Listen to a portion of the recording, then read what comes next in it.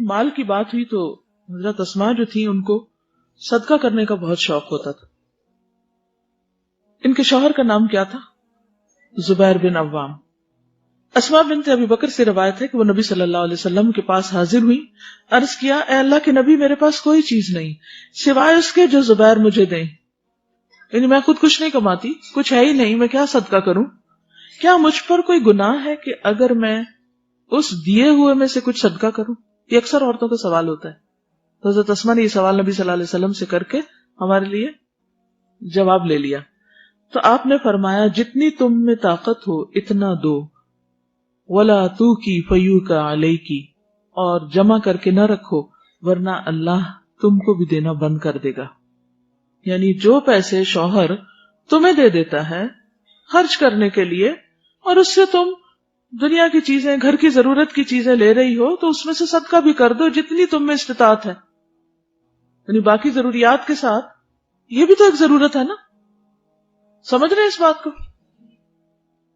اکثر خواتین کو یہ کنفیوژن رہتا ہے, کیا دیں کیا نہ دیں, کہاں سے دیں, خود نہیں کماتے, صدقہ کہاں سے کریں, اگر ہم نے دے دیا تو کہیں یہ گناہ نہ ہو. کبھی وہ کچھ بھی نہیں دیتی اور کچھ سارا کچھ ہی دے دیتی ہیں. کچھ پھر مزید چوری کرنے لگتی ہیں کہ یہ کر کے ہم کوئی خیر کا کام کر لیں. یہ سارے طریقے درست نہیں. کیا کرنا چاہیے؟ روزمرہ زندگی میں صدقہ خیرات اسی طرح شامل کر لینا چاہیے جیسے ہم اپنی دیگر ضروریات چھوٹی موٹی پوری کرتے رہتے ہیں. مثلا اگر آپ نے اپنے گھر والوں کے لیے کھانا خریدا ہے اور اس کو آپ پکا رہی ہیں, آپ گھر والوں کو کھلا رہی ہیں, تو ساتھ کسی یتیم مسکین کو بھی کھلا دیں, اسے کیا مشکل ہے؟ اب اس وقت آپ یہ حساب کرنے بیٹھیں گے او نو میں تو یہ نہیں دے سکتی کیونکہ یہ میرے شوہر کی آمدنی نہیں. آپ صلی اللہ علیہ وسلم کا جواب بہت خوبصورت ہے. آپ نے فرمایا جتنی تم میں طاقت ہو, جو تم اس میں سے کر سکتی ہو اسے دے دو, اور جمع کر کے نہ رکھو. لا تو کی فیو کا علیہ کی, بند نہ کرو, تم پہ بھی بند کر دیا جائے گا. حضرت اسما کو چونکہ حضور صلی اللہ علیہ وسلم فرمایا تھا کہ تم بند نہ کرو, تم پہ بھی روک دیا جائے گا, تو وہ روکتی نہیں تھی. جو آتا تھا جب دینا ہوتا تھا ساتھ ساتھ دیتی جاتی تھی. اور حضرت عائشہ کیا کرتی تھی کہ وہ جب کچھ اکٹھا ہو جاتا, جمع ہو جاتا, پھر اس کے ساتھ وہ دیتی. دونوں ہی طریقے درست ہیں. عبداللہ بن زبیر سے روایت ہے, کہتے ہیں کہ میں نے عائشہ رضی اللہ تعالی عنہا اور اسما سے زیادہ کسی عورت کو سخی نہیں دیکھا. بہت زیادہ سخاوت کرتی تھی. ان کی سخاوتیں دو طرح کی تھی.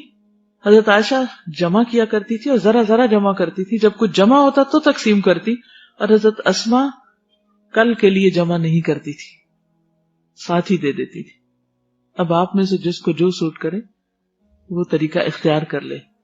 اس سے یہ پتہ چلتا ہے کہ دین میں وسعت ہے.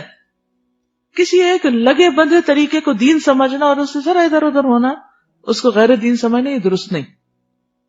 ہر شخص کو اپنے حالات کے مطابق نیکی کے کام کرنے چاہیے. اصل چیز ہے مقصد کا حصول. رستہ ادھر سے بھی جا سکتا ہے اور ادھر سے بھی جا سکتا ہے, بشرطے کہ آپ وہیں پہنچے جہاں پہنچنا چاہیے, کریں وہی جو کرنا چاہیے.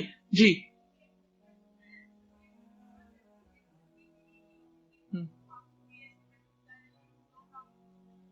وہ بھی صدقہ ہی ہوتا ہے, کیونکہ ایمرجنسیز میں کسی کی ضرورت پوری کرنا. سے آپ نے ایک نیت سے اپنے حج کے لیے پیسے جمع کر رہے تھے, اتنے میں والد بیمار ہو گئے اور ان کے علاج کے لیے پیسے ہی نہیں ہیں, تو آپ کیا کریں گے؟ انسانی جان قیمتی ہے. آپ وہ پیسے ان کو دے دیں گے تو انشاءاللہ اللہ تعالیٰ آپ کی نیت پوری کر دے گا اور آپ کو حج کا ثواب بھی مل جائے گا. تو ایسا کیا جا سکتا ہے.